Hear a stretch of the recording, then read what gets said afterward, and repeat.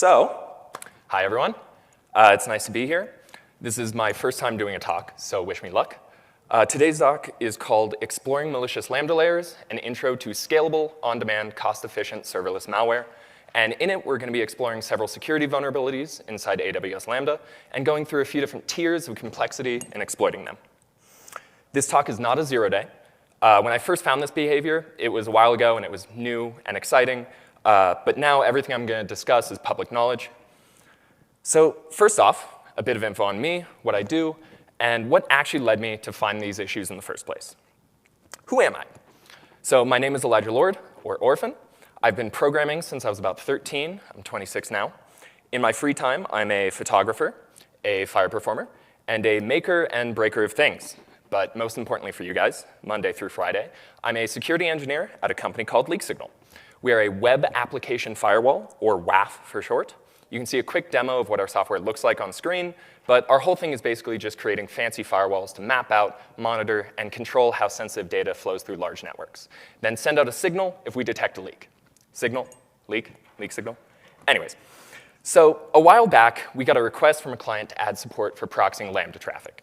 At the time, we'd vaguely heard of Lambda, but nobody on our team really knew exactly how it worked and what support, if any, it had for proxying traffic. We knew it was a serverless thing, and we knew it had some kind of extension system, but that was about it. So I got tasked with figuring out exactly how to shove our code base into it.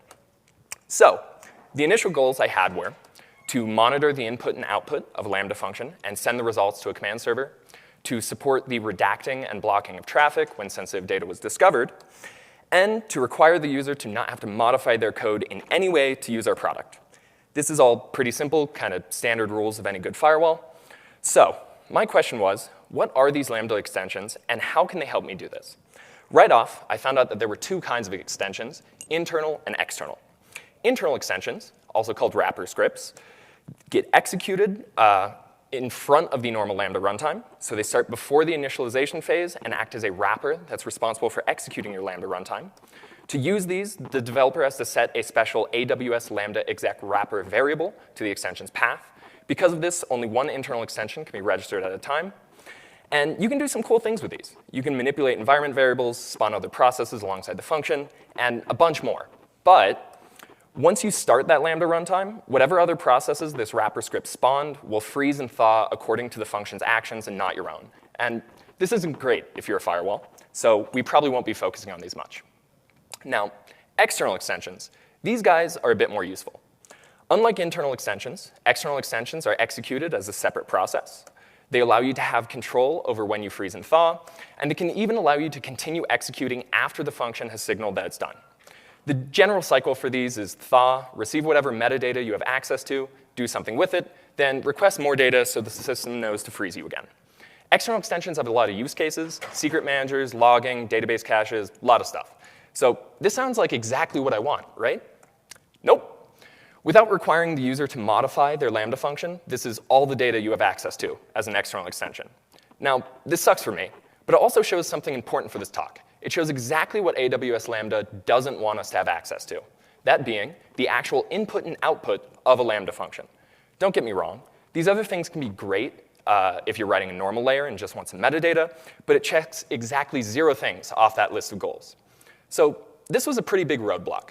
LeakSignal's whole thing is proxying traffic, but how are you supposed to monitor traffic you don't have permission to access in the first place? Wikipedia defines a man-in-the-middle attack as a cyber attack where the attacker secretly relays and possibly alters the communication between two parties who believe that they are directly communicating with each other. That's it. That is literally exactly what I'm trying to do here. So don't do this. This is bad. But in my case, it was time to find a way to man-in-the-middle a Lambda function. So we want to intercept communication, but how do these things communicate in the first place? The docs give you a lot of helpful charts, like this one where both the x and y axis seem to be timed somehow, but that didn't tell me much right off. When writing functions or layers, most people use some kind of SDK that provides a runtime to abstract all this away, but a quick show of hands, who has actually written their own Lambda runtime and knows how they work under the hood? Okay, some hands, not a lot. That's actually good for me because I'm telling you new stuff. So everything communicates using a locally hosted API server. We'll go deeper into the details of exactly what this server looks like later, but for right now, the runtime of a Lambda function goes something like this. The runtime gets executed. It immediately reads an environment variable called AWS Lambda Runtime API. This variable is super important because it contains the port of the API server we're going to talk to. From there, it performs whatever initialization you set up in your function. Then it sends a GET request to a /next endpoint. And upon seeing this request, the VM immediately freezes. At this point, the initialization step is done, and the VM can sit in this frozen state for as long as it needs. But eventually, when the Lambda function is called by someone, this process is unfrozen, and the API server responds to your /next call with whatever input was given, alongside a unique request ID. This is the point where your function's code is executed with the input and returns some output. The runtime then makes a post request to a /response endpoint with your output alongside the corresponding request ID. If you don't have that request ID, this call will fail. Then finally, the runtime makes another GET request to the /next endpoint. The VM freezes until it has input, and the cycle starts over. External extensions are a little different, but basically the same concept. If the runtime is executed before your function's runtime and immediately reads that same runtime API variable to find the port it should be talking to, it makes a call to a /register endpoint to register your extension with the server. From there, it performs whatever initialization your extension defined. Then it calls its own /next endpoint to signal that it's ready to freeze. At this point, its initialization is done, and the system moves on to starting up the Lambda function's runtime. From there, your extension's code is executed with the input, and it gives no output. And finally, the runtime makes another GET request to the /next endpoint to signal that it's ready to freeze. This is all pretty smartly handled. It's simple, it's scalable, it's easy to implement. Most importantly, it strictly limits exactly what a layer has access to, ensuring that the security of the main Lambda function isn't compromised. So we know how Lambda runtime works and how it gets its input and output. Oh, sorry, I was one off. But how can we break it?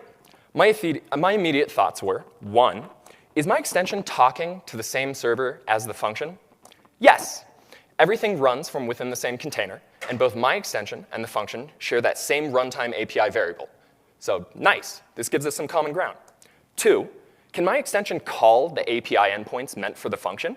Again, yes. The /response and /error endpoints require a request ID, but init error and next endpoints don't. This means a Lambda layer can control when a function freezes or convince the server that your function threw an error during initialization with no authentication. Some may call an extension that causes your function to randomly crash and drop input a bad layer. I'm calling this progress. Now, the real thing we want to do is a man in the middle, not just messing with the function's execution. So how can we divert traffic from a function? The answer is this runtime API variable. This is our holy grail. This environment variable is the ground truth for what server everything in this environment thinks that it should be talking to. There is no other authentication here. No certificates, API keys, TLS, nothing. Just this guy. The docs say it can be set to anything by the system, but in my testing, I only ever saw it set to 9001. So can we overwrite it? Well, the AWS guys thought you might try this, and you can't. It's a protected variable, so trying to edit through the web console gives you this error. But, of course, you can just have your extension override it, right? Well, not quite. Unfortunately, the way these environment variables are inherited from the VM means that the external extension doesn't share the same exact variables as the Lambda function. We may both have inherited a runtime API variable, and they may both have the same value, but that doesn't necessarily mean mutating ours will change theirs. If only there was a way to execute code from the same environment the Lambda function gets its variables from. Fear not, in comes our hero, internal extensions. Remember when I said I wouldn't really be focusing on these? Yeah, they're going to be useful.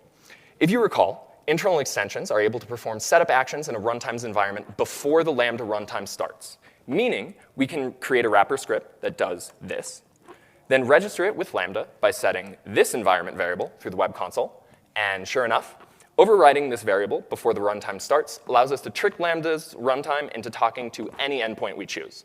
So this is great. We have the ability to talk to the server like we're the function and talk to the function like we're the server.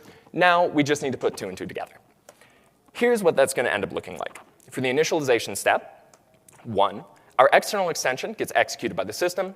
It spins up a fake API server on our desired port.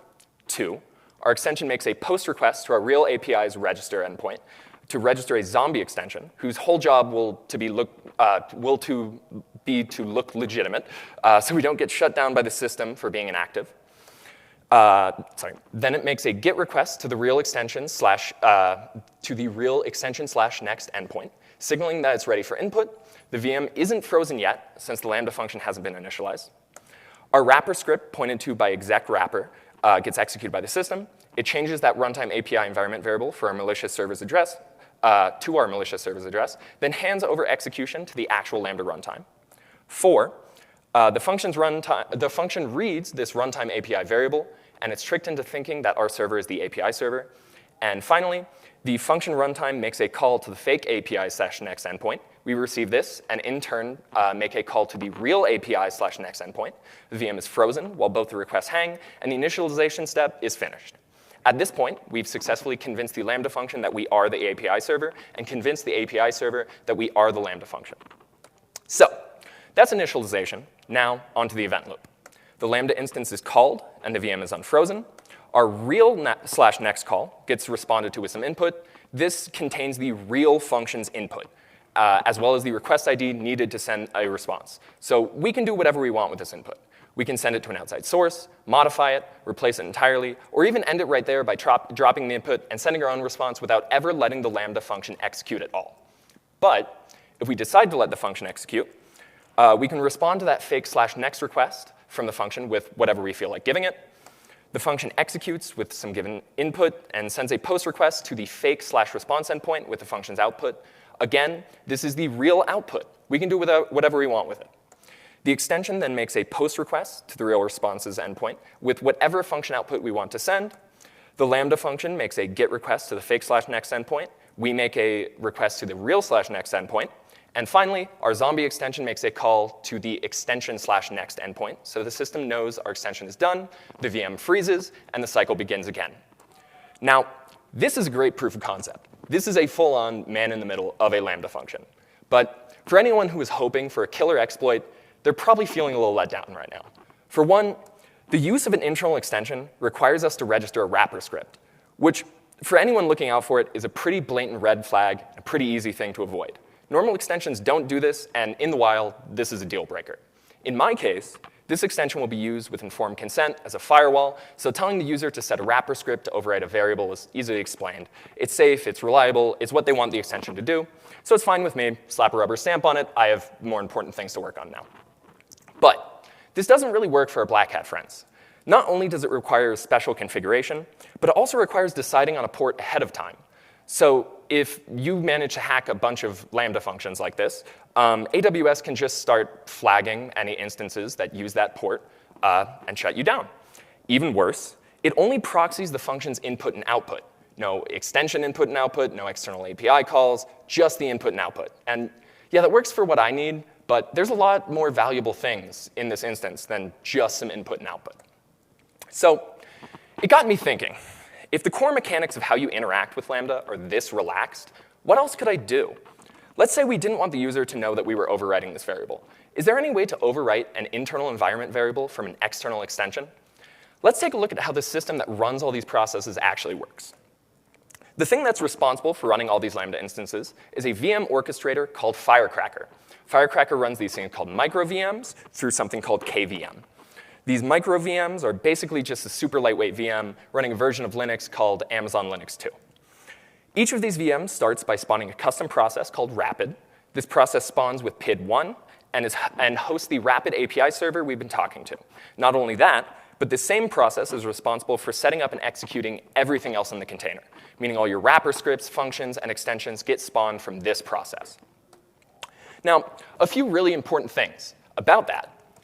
All these spawn processes inherit their environment variables from this Rapid process.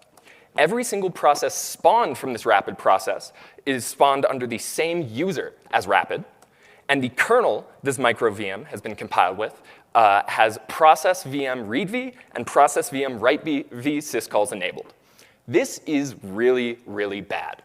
Those syscalls, alongside the fact that everything is running under the same user, means we can read from and write to the memory of any process running in this VM. This includes not only our Lambda function, but any other extensions, and even that Rapid API server itself.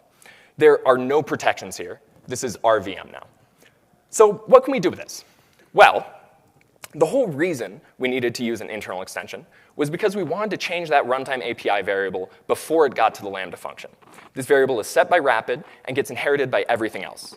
Now, luckily, external extensions get initialized before this Lambda function, and since our extension has read-write access to other processes, we can take a second during initialization to scan the memory of every other process running and look for that runtime API string, then overwrite it with whatever address we want. Once we do this, everything currently running and anything spawned in the future by the Rapid process will inherit that modified variable. This means we can not only man in the middle of the Lambda function, but also every extension and even the API server itself. This scan and patch technique takes like a quarter second to do, so nobody will even realize this change has occurred.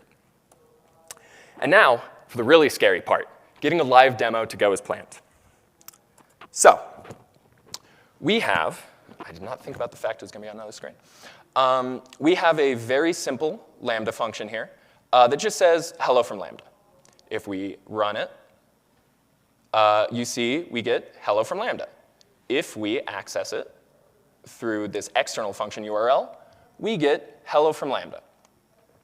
Now, you will see under configuration, there are no environment variables set, no wrapper scripts or anything. But if we go back down here and we add a custom layer, you can supply this as an external ARN. That's what we do at my work, so anybody can run it. But in this case, it's just my own custom layer. Wait for that to update. It'll take a second. So there we go. Now you can see we have a layer registered. The code for our Lambda function has not changed. This is still just hello from Lambda. But if we test it, you will see we get I am evil. If we go to that external function URL and interact with it like a user would, we get I am evil. And if you look in the logs here, you will see during the initialization step, it patched 7 memory regions and took about a quarter second. So that is bad. My motivation for doing all of this was to proxy function traffic. We just did that. That's great. But there's a lot more valuable stuff in this environment. So let's look at what else an attacker could want to do with this. Well, for one, secrets. Specifically, the AWS parameter and secrets Lambda extension. This is an official AWS extension that's pretty standard to use. It acts as a cache for your AWS secret manager. So instead of having your function perform an API call to the secrets manager every time it's executed, it can just interact with this extension that already has the secret cached.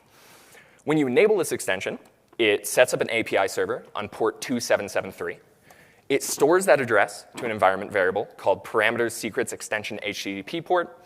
The Lambda function reads that variable and starts to query that port for secrets.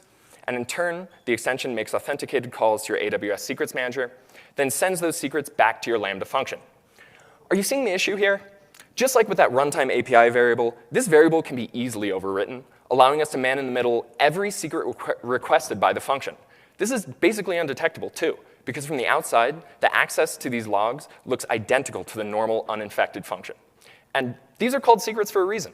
Attackers can send these back to their own servers, spoof them for invalid credentials that cause you to authenticate with the wrong thing, or even pivot outside of your Lambda function entirely, depending on what secrets they have access to. That means a single infected Lambda function can start compromising the security of the rest of your AWS account if you're unlucky. And if the attacker doesn't care about being loud, they can reuse the credentials that your Lambda function uses and start making their own fully arbitrary authenticated calls to whatever they have access to in your secrets manager, even if your Lambda function doesn't access it. Now, at this point, you're probably thinking about mitigation. And initially, extensions seem like a great way to deploy these mitigations. You could have a canary extension that checks these environment variables against a hash to see if they've changed since initialization, or you could use one of the many logging extensions to emit these variables to an external service that can monitor if they've changed to abnormal ports. I'm sure there's a bunch of ways that extensions could be super useful for giving out these kind of mass-adopted patches for this. Unfortunately, none of that will work. Just last month, the guys at ClearVector the same ones that have been creating those awesome graphics I've been using, released a new exploit they found that allows these malicious extensions even more control over your Lambda function. I've attached a link so you can read further into it. I'll be posting it in the Discord after. But the basic idea is the Lambda layer gets shipped in a zip file. These zip files contain the executables for the extensions they want to run in /op/extensions. These zip files can include as many extensions as they want, and despite having multiple extensions, the zip file will appear as a single layer in the Lambda web console. When you have multiple layers on your Lambda function, they get merged into the file system in the order that they're defined. And if a file collision is detected, the new files will silently overwrite the old ones. This is great if you want to conditionally swap out some library for another, but very bad for basically every other possible reason. After this merging step is done, every file in /op/extensions will be executed as an extension by Rapid, and it'll just look like your function's running normally. So let's say we want to shut down some antivirus-like extension called detect malicious layers in our package antivirus.zip. All we need to do is include a binary in our malicious layer zip file at the same path as the real layer, then hope that we get merged after it. If we are, then the merge process will take care of the rest for us. And just like any other extension, this malicious binary of ours can do whatever we want. It can pretend to be the real extension and send back green flags to whatever upstream the layer talks to, all the while hiding the fact that the real detect malicious layers extension never started in the first place. And you can do this to any layer, the secrets manager being another great example. You can just swap that out for a malicious one. If you know the name of the layer being used and your merge order is after it, you can replace it. And none of this is explained in the layer page in the UI. And I don't know about you, but if I didn't know any of this, I would probably be using the common sense ordering where you have the most important stuff load first. This kind of ordering of layers that most people would do would place our sketchy malicious extensions further down in the list, which would allow us to have a better chance at overriding any important extensions that got merged before it. Even worse, when you add a new layer, it defaults to last in the merge order. So when you go to test out that cool-looking new layer you just found online, it immediately gets placed in the optimal position for this attack.